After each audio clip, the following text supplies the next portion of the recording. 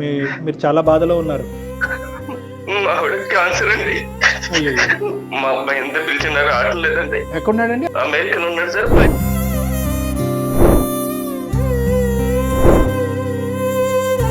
నువ్వు వెళ్ళి పుట్టిన బిడ్డోడు కాదురా, నేను తప్పే తీసుకున్నానని చెప్పారు సార్. తర్వాత మీకు ఎవరైనా సంతానం కలిగారండి? పాప పుట్టిన మేడం అనిత మేడం, వాళ్ళ హస్బెండ్ సాఫ్ట్వేర్ ఇంజనీర్ ఉండే మేడం. యాక్సిడెంట్ చనిపోతే ఆమె ఇంట్లోనే ఉంది మేడం. ఇప్పుడు ఆమెకి 2 పిల్లలు. వాడు ఇంకా మా దగ్గర ఉంటాడు కదా అని మా చెల్లెలు కూతురికి ఇచ్చి పెళ్లి చేయాలని నేను నిర్ణయించుకున్నాను సార్. వాడు అక్కడ అమెరికాలోనే ఒక అమ్మాయిని చూసి పెళ్లి చేసుకుంటున్నాను, మీరు రావాల్సిన అవసరం లేదు, అమ్మ రావాల్సిన అవసరం లేదని చెప్పారండి.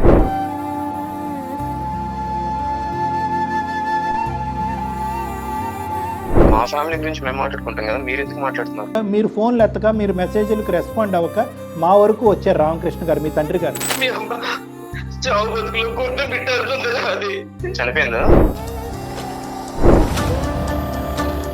ఎవరు తల్లి అంటే ఎవరు? నన్ను కన్న వాళ్ళు నా తల్లిదండ్రులు, నన్ను పెంచిన వాళ్ళు కాదు. ఆయన వాయిస్ వినడానికి నాకు చిరాకు ఉంది ఇప్పుడు. ఓ మై గాడ్, ఇరిటేటింగ్ గా ఉంది అంతా. ఎక్కడ వినలేదు, చూడలేదు మనం. చూడం కూడా.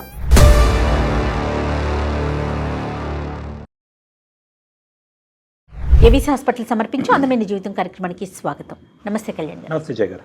కళ్యాణ్ గారు, రామకృష్ణ అని మనకు ఒక పెద్ద ఆయన మెయిల్ చేశారండి. ఆయన వయసును కూడా మెన్షన్ చేశారు కాబట్టి నేను పెద్ద ఆయన అని చెప్తున్నాను. పెద్ద ఆయన చేయటం చాలా చాలా బాధ అనిపించిందండి నాకైతే. ఇమీడియట్గా మీతో మాట్లాడించాలి అనిపించింది. తప్పకుండా జయ గారు, ఒక్కసారి కాల్ చేసేస్తానండి. తప్పకుండా.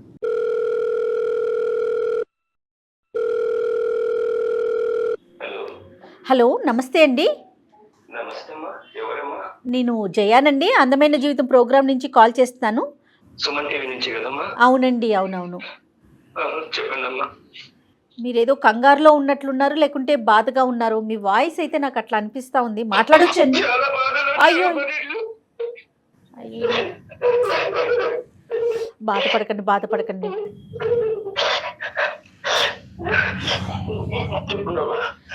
బాధపడకండి, కొంచెం స్థిమితంగా కూర్చోండి. నాతో పాటు డాక్టర్ కళ్యాణ్ చక్రవర్తి గారు ఉన్నారు, ఒక్కసారి మాట్లాడండి అండి.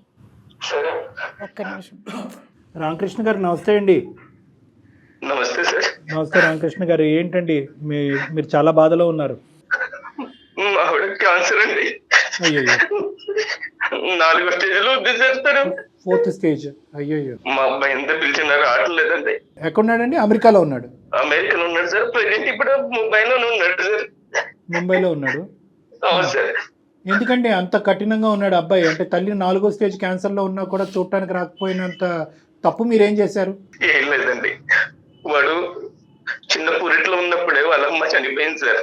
పురిట్లో ఉన్నప్పుడు వాళ్ళ అమ్మగారు చనిపోయారు. వాళ్ళ అమ్మగారు చనిపోయారు. మేము దత్తగా తీసుకున్నాం సార్ వాడిని. వాళ్ళ నాన్న 40 రోజులు కాకముందే ఇంకొక పెళ్లి చేసుకున్నాడు సార్. వాళ్ళ నాన్న వీడిని సరిగ్గా చూసుకోకపోతే మా ఆవిడ చూసి వాడిని, ఏమండి మనం దత్తగా తీసుకుందామండి, మన దగ్గర పిల్లలు లేరు కదా, మన ఇల్లు మన సంసారంలో వాడు ఒకడు ఉంటాడండి, వాడిని మన పిల్లల్లా చూసుకుందామండి అంటే నేను వాడిని దత్తగా తీసుకున్నాను సార్. నాది సెంట్రల్ గవర్నమెంట్ ఉద్యోగం సార్ నాది. అయితే వాడికి బాగా చదివించుకున్నాం సార్ వాడిని. అంత చదివించుకున్న తర్వాత వాడికి ఇంటర్మీడియట్ ఆ లెవెల్లో ఎవరు చెప్పారు సార్, మా బంధువులు. నువ్వు వెళ్ళి పుట్టిన బిడ్డోడు కాదురా, నేను తప్పే తీసుకున్నానని చెప్పారు సార్. అప్పటి నుంచి వాడు మమ్మల్ని దూరం దూరం దూరం ఉంటున్నాడు సార్. రామకృష్ణ గారు, తర్వాత మీకు ఎవరైనా సంతానం కలిగారండి? మేడం ఒక పాప పుట్టింది మేడం, అనిత మేడం. అనిత? ఆమె వాళ్ళ హస్బెండ్ సాఫ్ట్వేర్ ఇంజనీర్ ఉండే మేడం. యాక్సిడెంట్ చనిపోతే ఆమె ఇంట్లోనే ఉంది మేడం. ఇప్పుడు ఆమెకి 2 పిల్లలు. అయ్యో, ఆమె ఇక్కడే ఉంది. మాకు ఆర్థికంగా లోటు అయితే ఏం లేదు మేడం. వాడు ఇంటికి రావాలి, వాళ్ళ అమ్మ ఒక్కసారి నెక్స్ట్ కన్నాను చూసి చనిపోతానంటుంది మేడం. 4వ స్టేజ్ మేడం, క్యాన్సర్. అయ్యో. బాబు 15 సంవత్సరాల వరకు మీరు చెప్పలేదు మీరు దత్తత తీసుకున్నారు బాబుని అనేది? లేదు సార్, వాడు ఇంటర్మీడియట్ వరకు నేను ఏమీ చెప్పలేదు సార్. ఎవడో చెప్పాడు సార్ బయట వాడు. వాడికి ఎంత ప్రేమగా చూసుకున్నామంటే మేము అంత ప్రేమగా చూసుకున్నాం సార్. వాడికి టైఫాయిడ్ జ్వరం వస్తే అక్కడ ఎక్కడో బీహార్ లో ఒక తావే మందిరం ఉంటే ఆ తావే మందిరం కూడా వెళ్ళి మా ఆవిడ ముక్కుకుంది సార్. అక్కడ వెంకటేశ్వర స్వామి ముక్కుకొని నడిచి ఆ పై దాకా వెళ్ళి ముక్కు తీర్చుకుని వచ్చాను సార్. ఇంత చేసిన వాడు అసలు వాళ్ళ అమ్మ అంటే ఇంత కూడా కనికరం లేదు సార్ వాడికి. వాస్తవానికి ఏంటంటే అనితని ఎంత బాగా చూసుకున్నారో బహుశా అదే స్థాయిలో దత్తత తీసుకున్నటువంటి అబ్బాయిని కూడా అదే స్థాయిలో చూసుకున్నాను సార్. అదే కదా సార్ నా బాధ. అంత బాగా చూసుకున్న కొడుకు ఈ రోజు నువ్వు నాన్న కాదు, నువ్వు మా అమ్మ కాదు అని చెప్తే ఎంత బాధ ఉంటుంది సార్ మాకు. అంటే ఈ రోజు అన్నాడా సార్ ఇంటర్మీడియట్ ఇది తెలిసినప్పటి నుంచి అలాగే ప్రవర్తిస్తున్నాడా? సార్ ఇంటర్మీడియట్ అప్పుడు వేరే చోట చదువుకుంటాం నాన్న, వేరే చోట చదువుకుంటా అంటే అక్కడ పంపించాను సార్ నేను. అక్కడ నుంచి అలా అలా అలా మెల్లిగా మాకు దూరం అవుతే వస్తున్నాడు వాడు. ఎవరో ఏదో చెప్పారు సార్ వాడికి. అప్పటి నుంచి మమ్మల్ని ఇగ్నోర్ చేస్తున్నాడు సార్. తెలిసి తెలియనట్టుగా పట్టించుకోవడం లేదు. అంటే ఇంకా దూరంగా చదువుకుంటాను చెప్పి దూరం అవుతూనే ఉన్నాడు. చదువుకుంటా వాడు ఇంకా మా దగ్గర ఉంటాడు కదా అని మా చెల్లెలు కూతురికి ఇచ్చి పెళ్లి చేయాలని నేను నిర్ణయించుకున్నాను సార్. మా చెల్లెలు కూడా సరే అన్నయ్య అనేది. ఎవరు పుట్టిన అబ్బాయి అయినా కూడా మా చెల్లెలు కూడా యాక్సెప్ట్ చేసింది సార్.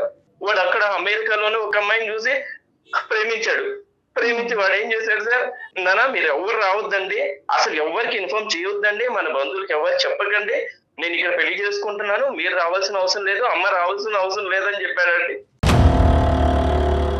తెలుగు అమ్మాయేనండి అమెరికా అమ్మాయా? తెలుగు అమ్మాయి అండి. ప్రేమించి పెళ్లి చేసుకున్నాడు. వాళ్ళ వరకు అయితే హ్యాపీగానే ఉన్నారు. వాళ్ళ వరకు హ్యాపీగా ఉన్నారు సార్. కానీ ఒక్కసారి కూడా మమ్మల్ని చూడడానికి రావడం లేదు సార్. అంటే మాకు అర్థం కావట్లేదు, మీరు చేయని తప్పుకు మిమ్మల్ని ఎందుకు శిక్షిస్తున్నాడు మీ అబ్బాయి అనేది మాకు అర్థం కావట్లేదు. మీ కుటుంబ సభ్యులందరికీ తెలుసా ఈ అబ్బాయి దత్తత తీసుకున్నారు మీరు అనేది? సార్ మా కుటుంబంలో అందరికీ తెలుసండి ఈ అబ్బాయి మీద దత్తత తీసుకున్నామని. కానీ ఎవ్వరు అబ్బాయికి చెప్పలేదు. కానీ ఇంటర్మీడియట్ చదివేటప్పుడు మాత్రం ఎవరో చెప్పారో అప్పటి నుంచి మీరు మా తల్లిదండ్రులు కాదు కదా అని వాడు దూరం అలాగే వెళ్ళిపోతున్నాడు సార్. ఎస్పెషల్లీ దత్తత తీసుకునేటటువంటి కేసులతో నాకు చాలా అనుభవం 30 సంవత్సరాలు బట్టి. నేను అనేది ఏంటంటే దత్తత తీసుకున్నప్పుడు ఒకానొక సమయం సందర్భంలో ఒక కీలకమైనటువంటి వయసు, అది కూడా పీడియాట్రిక్ సైకియాట్రిస్ట్ డాక్టర్ చెప్తారు ఈ టైంకి మీ అబ్బాయి సూటబుల్గా ఉన్నాడు, మీ అమ్మాయి సూటబుల్గా ఉన్నాడు, ఈ టైం అప్పుడు డిక్లేర్ చేయండి అంటారు. డిక్లేర్ చేయమంటారు? చేయాలి, డిక్లేర్ చేయాలి. ఒక ఎస్పెషల్లీ ఏంటంటే కుటుంబ సభ్యులు అందరికీ తెలిసి ఉన్నప్పుడు. ఎందుకంటే లేదంటే ఇది చాలా ఎడ్జ్ మీద ఉంటుందమ్మా ఇష్యూ. ఏదన్నా కుటుంబ సభ్యుల మధ్యన ఈ కుటుంబానికి మధ్యన ఏమన్నా చిన్న తగాదా వచ్చిందంటే ఆ అబ్బాయికి చెప్పకూడనటువంటి విధంగా చెప్తే ఈ విధంగా మనుషులు మారిపోతూ ఉంటారు. మీరు ఎప్పుడు చెప్దాం అనుకున్నారు రామకృష్ణ గారు? నేను అసలు నా మనసులో వాడు వేరే అబ్బాయి అన్నది నాకు లేదు సార్. మా సొంత అబ్బాయి లాగే చూసుకున్నాం సార్. మీకు లేదు, కానీ వేరే వాళ్ళ ద్వారా ఇటువంటి పిల్లలు తెలుసుకుంటే కనుక వాళ్ళు ఎలా రియాక్ట్ అవుతారో అనేది కూడా మనం ఆలోచించాలి. అంటే మీరు ఎంత బాగా చూసుకున్నా కూడా నా తల్లిదండ్రులు వీళ్ళు కాదా, నన్ను పెంచి పెద్ద చేసినటువంటి తల్లిదండ్రులు వీళ్ళు కాదా అనేటటువంటి మనస్తాపం, బాధ ఏదైతే ఉంటుందో అది ఈరోజు మీకు నాకు ఎవరికి కూడా ఊహించుకున్నంత ఎత్తులో ఉంటుంది ఆ బాధ. అనితతో మాట్లాడతాడా మీ కూతురుతో? అమ్మాయితో కూడా ఏమైనా సంబంధం లేదా? లేదండి, అనిత మా దగ్గరే ఉంటుందండి. వాళ్ళ హస్బెండ్ యాక్సిడెంట్ లో పోయిన దగ్గర నుంచి అమ్మాయి మా దగ్గరే ఉంటుంది. అసలు సొంత అన్నలాగే ప్రేమిస్తుంది. అసలు మేము ఎప్పుడు ఇద్దరు పిల్లల్లో తేడా ఎప్పుడు చూపెట్టలేదు సార్. కానీ అతను అమెరికాకి వెళ్ళడానికి సపోర్ట్ అంతా మొత్తం చదివించటం, పెంచటం, పంపించటం మొత్తం మీరే చూసుంటారు కదండి? అన్ని మేమే చూసాం మేడం, నేను మా ఆవిడ. మీ అబ్బాయి పేరేంటి రామకృష్ణ గారు? హర్షద్ సార్. మేము హర్ష అని పిలుస్తాం. ఇప్పుడు హర్ష మనసులో ఈ విధమైనటువంటి ఒక అభిప్రాయం ఉంది, మిమ్మల్ని చూడకూడదు, మీ కుటుంబాన్ని కాదనుకుంటున్నాడు, పెంచినటువంటి తల్లిదండ్రులను వద్దనుకుంటున్నాడు అనేది ఇప్పుడు మీ భార్య గారు 4వ స్టేజ్ క్యాన్సర్లో ఉన్న తర్వాత తెలిసిందా? అంతకు ముందు నుంచే మీకు ఒక హింట్ ఉందా? సార్ అంతకు ముందు నుంచే ఉంది సార్. మాతో ఉండడం వాడికి ఇష్టం లేదు. నా కూతురికి ఎంత విలువిస్తున్నానో నా కొడుకు కూడా నేను అంతే విలువిస్తున్నాను సార్. ఇద్దరికి సమానంగానే పంచుతాను సార్ నేను. ఇది డబ్బుకి ఆస్తికి సంబంధించింది అంటే కనుక ఈ లెక్క ఇక్కడ వరకు కూడా వచ్చి ఉండేది కాదండి. ఫస్ట్ ఆఫ్ ఆల్ మనం కనుక్కోవాల్సింది ఏంటంటే ఆ అబ్బాయి మనసులో ఎటువంటి భావం ఉందన్నది మనం కనుక్కోవాలి. అసలు మనతో మాట్లాడితే కనుక అది ఒక మెట్టు ఎక్కినట్టే. మనతో అసలు మాట్లాడతాడా లేదా అనేది ఫస్ట్ మనం చూడాలి. ఆ అబ్బాయి ప్రస్తుతం ఎక్కడున్నాడు రామకృష్ణ గారు? సార్ ముంబైలో ఉన్నాడు సార్. ఏదో పని మీద వచ్చాడు వాడు. మరి మీరు ఫోన్ కలిపితే ఎత్తుతాడా లేదంటే మేమే కలపాలా? సార్ నేను కలిపితే అసలు ఎత్తడం లేదు సార్. నా కూతురు ఫోన్ ఎత్తడం లేదు వాడు. మనమే కాల్ చేద్దాం. మీరు నెంబర్ ఫార్వర్డ్ చేశారంటే నేను ఒకసారి అతనికి కాల్ చేసి మాట్లాడతాను. సరే మేడం, నేను ఫార్వర్డ్ చేస్తున్నాను. రైట్ అండి, మీరు అట్లాగే హోల్డ్లో ఉండండి. హలో హర్షిత్ గారండి? హలో నమస్తే అండి హర్షిత్ గారు. నా పేరు జయ అండి. నేను సుమన్ టీవీ అందమైన జీవితం ప్రోగ్రామ్ నుంచి మాట్లాడుతున్నాను. నాతో పాటు డాక్టర్ కళ్యాణ్ చక్రవర్తి గారు ఉన్నారు. ఒక 5 minutes మీతో మాట్లాడొచ్చా? అంటే ఒక చిన్న ఇష్యూ ఒకటి ఉండింది, దాని గురించి మాట్లాడదామని. సారీ అండి, మీ పర్మిషన్ లేకుండా మీకు కాల్ చేశాము. అందమైన జీవితం అని ప్రోగ్రామ్ని మనం కండక్ట్ చేస్తూ ఉంటాము. ఎవరైతే సమస్యతో ఉన్నారో వాళ్ళకి డాక్టర్ కళ్యాణ్ చక్రవర్తి గారు. వాళ్ళ సమస్యకు ఒక పరిష్కార దిశగా మేము తీసుకెళ్తామండి. మా దాకా ఒక సమస్య వచ్చింది మీ ఫ్యామిలీకి సంబంధించి. మీరెవరండి మా ఫ్యామిలీ గురించి డిస్కస్ చేయడానికి? Harshit hi Harshit, good afternoon. నా పేరు doctor Kalyan Chakravarthi, consultant psychiatrist and relationship counsellor with 30 year experience నాకు. ఈ ప్లాట్ఫామ్ అనేటటువంటిది ఏంటంటే not to trouble you or struggle you, మిమ్మల్ని ఇబ్బంది పెట్టి బాధ కాదు. నేను ఎవరో తెలిస్తేనే కదా మీరు నాతో మాట్లాడటానికి ఒక అవకాశం ఉంటుంది. ఒక పెద్ద ఆయన పడేటటువంటి బాధ మీ వరకు తీసుకొస్తే మీరు ఏమన్నా దానికి ఒక సలహా సూచన ఇస్తారేమో అనే ఉద్దేశంతో, ఒక మానవతా దృక్పథంతో చేసేటటువంటి ప్రయత్నం. మా ఫ్యామిలీ గురించి మేము మాట్లాడుకుంటాం కదా, మీరు ఎందుకు మాట్లాడుతున్నారు? మాట్లాడుకోవట్లేదు అనేది మీ నాన్నగారు చెప్పేటటువంటి మాట అండి. రామకృష్ణ గారు చాలా బాధాకరంలో, చాలా భయంకరమైనటువంటి వేదంతో ఈరోజు మీ నాన్నగారు మాకు ఫోన్ చేసి, మీ తల్లిగారు ఎవరైతే ఉన్నారో ఆవిడ 4వ స్టేజ్ క్యాన్సర్లో చావు బ్రతుకుల మీద కొట్టుమిట్లాడుతున్నారు. ఆవిడ ఆఖరి కోరికగా మీ మొహం చూడాలి, మీతో మాట్లాడాలి అనేటటువంటి ఆలోచనతో పరితపించిపోతున్నారు. మీరు ఫోన్లు ఎత్తక, మీరు మెసేజ్లకు రెస్పాండ్ అవ్వక మా వరకు వచ్చారు రామకృష్ణ గారు, మీ తండ్రి గారు. దాంతో ఆ కేసు టేకప్ చేసుకుని మీ వరకు రావటం జరిగింది. దయచేసి ఒక 2 నిమిషాలు మనం మాట్లాడుకుందాం. మీరు ఏం కాల్ చేశారు? మీరు ఏం మాట్లాడుతున్నారు? కాదు, రామకృష్ణ గారి యొక్క బాధని మేము అర్థం చేసుకుని మీ వరకు వచ్చాం. మీరు ఏమన్నా మాట్లాడదలుచుకున్నారా మాతో? లేదండి, నేనేం మాట్లాడదలుచుకోవట్లేదు. ఒక 2 minutes అండి ప్లీజ్, నా రిక్వెస్ట్. చెప్పండి. థ్యాంక్ యూ అండి, మీరు అర్థం చేసుకున్నారు. నేను అర్థం చేసుకోలేదు, మీకు టైం ఇచ్చాను అంతే. Okay, thank you, what ever. కానీ నేను చెప్పేది ఏంటంటే, రామకృష్ణ గారు కూడా, మీ నాన్నగారు కూడా ఇక్కడ లైన్లో ఉన్నారండి. మీరు డైరెక్ట్గా ఫోన్ ఎత్తట్లేదు కాబట్టి మేము ఈ పద్ధతిలో మీకు కాల్ చేయవలసి వచ్చింది. రామకృష్ణ గారు, మీ అబ్బాయి లైన్లో ఉన్నాడు, ఏమైనా మాట్లాడతారా?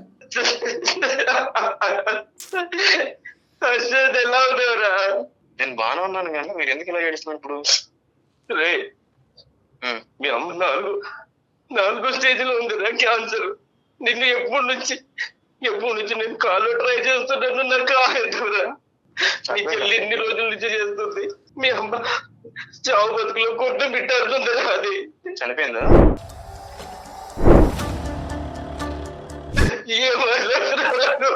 ఒక్కసారి వచ్చి చూడరా, ఒక్కసారి వచ్చి చూడరాడు. అమెరికా వెళ్ళిన దగ్గర నుంచి నువ్వు ఎందుకు రాదా తయారయ్యావు? నేనేం చేయడం, మీరు నన్ను అర్థం చేసుకోవడంలో తప్పు పడ్డారు అంతే. ఏం తప్పు చేశాను రా చెప్పు.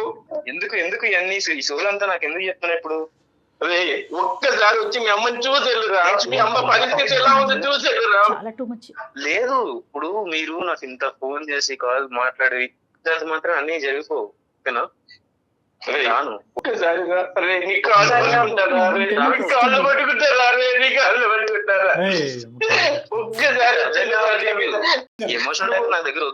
హర్షిత్, ఒక్క నిమిషం. రామకృష్ణ గారు, ఒక్క నిమిషం, నేను ఉన్నాను ఇక్కడ. ఒక 2 నిమిషాలు మనం మాట్లాడుకుందాం. హర్షిత్, నువ్వు ఇంత కఠినంగా మాట్లాడుతున్నావు, కానీ నిన్ను నిలదీసి నిన్ను ఒక పద్ధతిలో మాట్లాడేటటువంటి కెపాసిటీ నాకు ఉన్నా కూడా నేను అలా మాట్లాడాలని అనుకోవట్లేదు. ఎందుకు అంటే కనుక ఈరోజు మీరెవరండి అని చెప్పి 2 నిమిషాల్లో నువ్వు ఫోన్ పెట్టేస్తే కనుక ఇంక ఈ కథ కంచికెళ్ళినట్టే, మనం ఏం చేయలేం.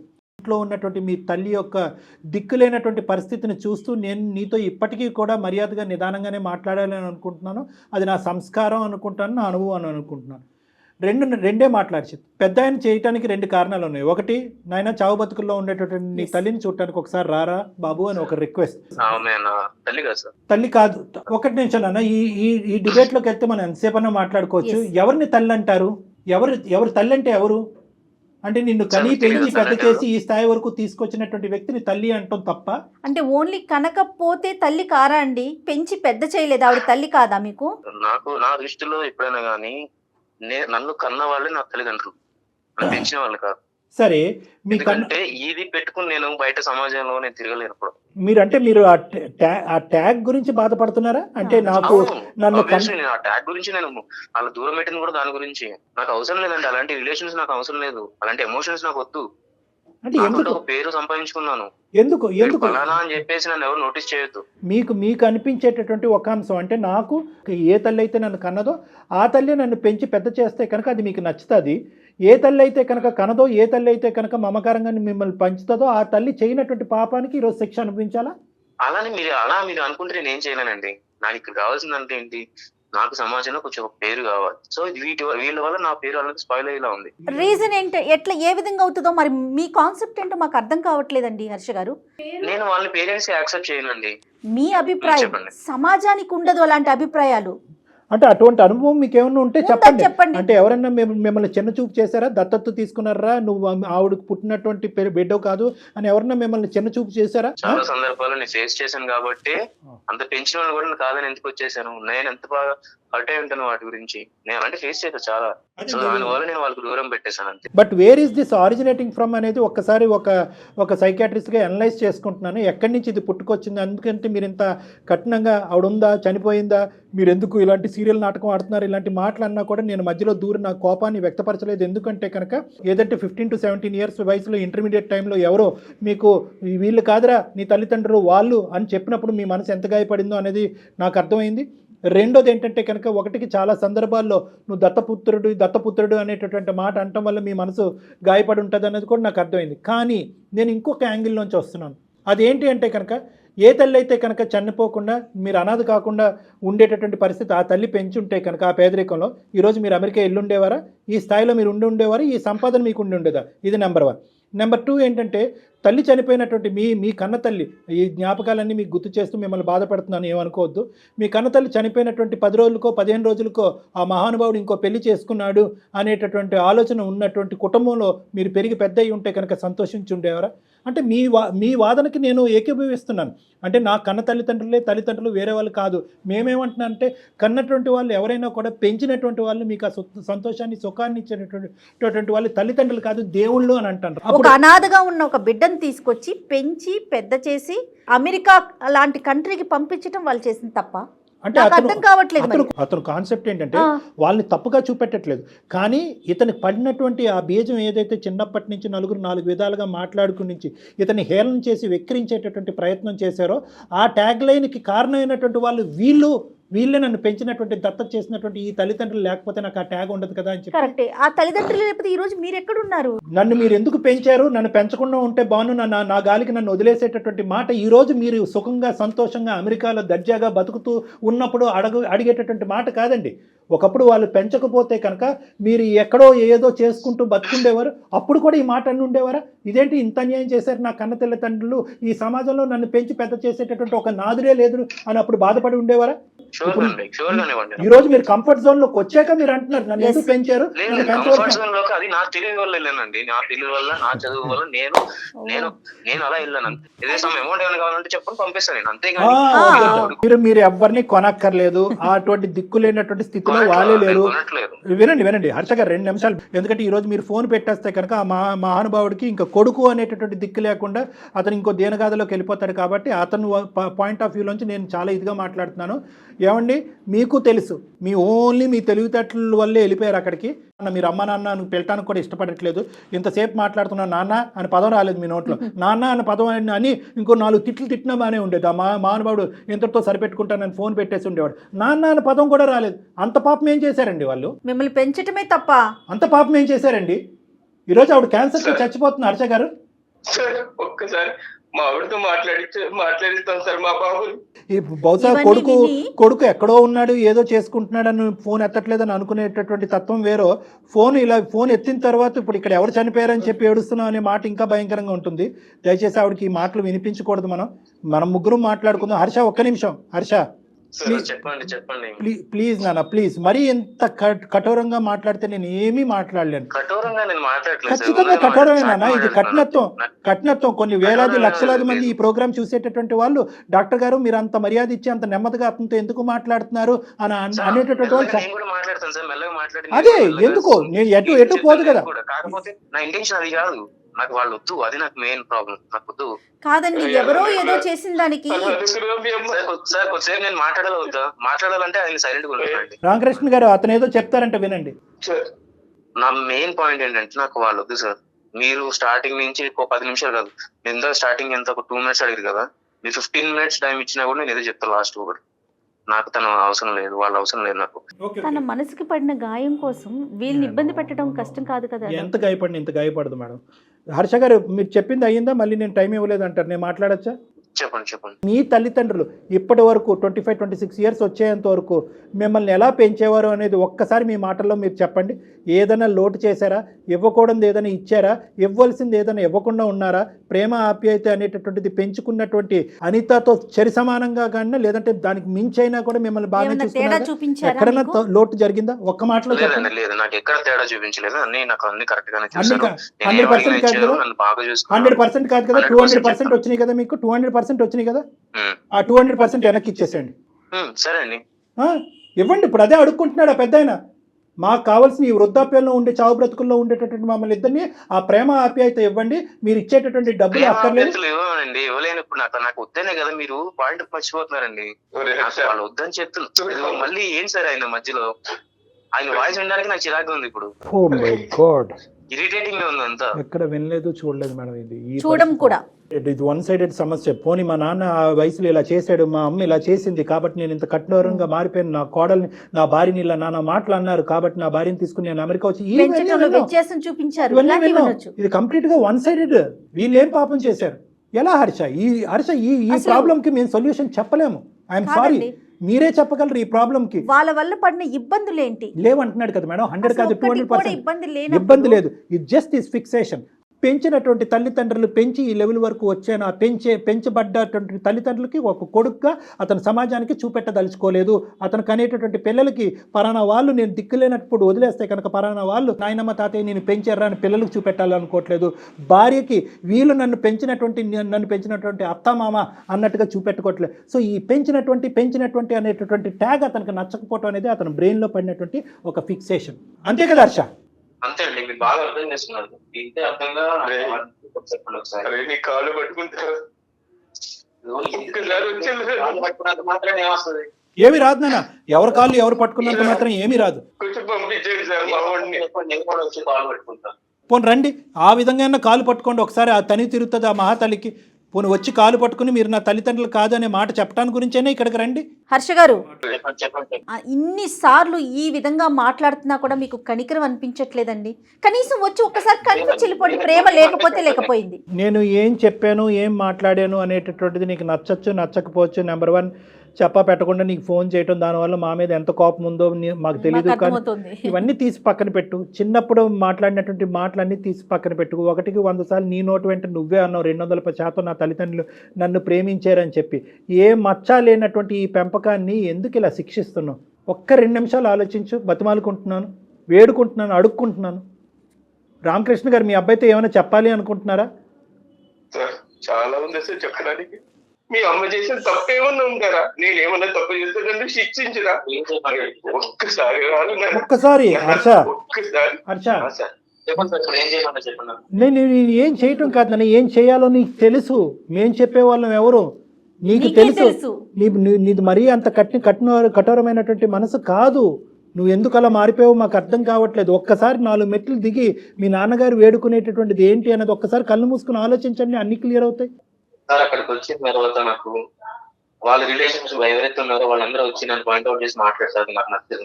ఇంకొకటి ఏంటంటే చిల్లి భర్త లేడు, చిల్లి పిల్లలు ఇలా అని చెప్పేసి ఈ రిలేషన్స్ ఈ ఎమోషన్స్ అన్ని తీసుకొచ్చి నన్ను ఎత్తులు పెట్టద్దు అని చెప్పండి సార్. నేను వచ్చి కామ్గా చూసి ఓకే ఆవిడ హెల్త్ బాగాలేదన్నారు, ఓకే నేను వచ్చి చూసి వెళ్ళిపోతాను అంతే. ఇది కూడా నేను రాకూడదనే డిసైడ్ అయ్యాను. కాకపోతే వీళ్ళు నా ఫ్యామిలీ అని మీరు అంటున్నారు. సరే, బయట మనుషులు మీరింతలా నా గురించి ఆలోచించి మా ఫ్యామిలీ గురించి ఆలోచించి చెప్తున్నారు కాబట్టి నేను ఏదో వచ్చి చూసి వెళ్ళిపోవడం మీకోసం పర్టికులర్ గా sir. Thank you so much అండి మా మాట మన్నించినందుకు. అయితే మీరు వచ్చేటప్పుడు ఒక్కసారి ఫోన్ చేశారంటే ముందు మనం డాక్టర్ కళ్యాణ్ గారి దగ్గర ఒక్కసారి కూర్చుందాం.